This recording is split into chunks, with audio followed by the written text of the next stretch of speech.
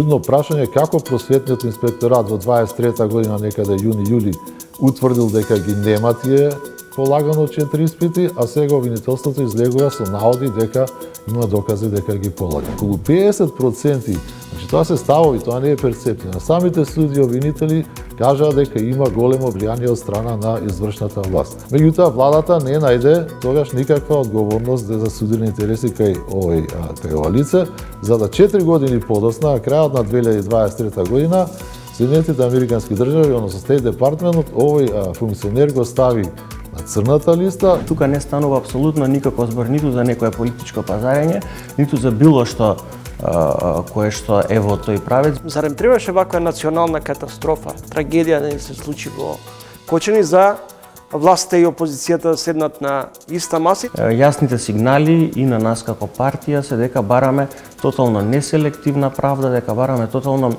отварање на сите случаи. И двете партии, најголеми, и СДСМ, и ВМРО ДПМН, делат дел од одговорноста и вината за ова што се случи во Кочани. Нема да дозволиме, еве го спомнавте град Скопје, нема да дозволиме повторно на град Скопје да му се случи цунами како што му се случува во изминатите 3,5 години.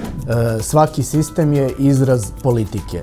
Наша политика е таква која нас удаљава од Европска унија, која нас приближава последних 20 година и нешто више Русија и Кини. Гледајте го новото издание на Трилинг вечерва 20 часот и 45 минути.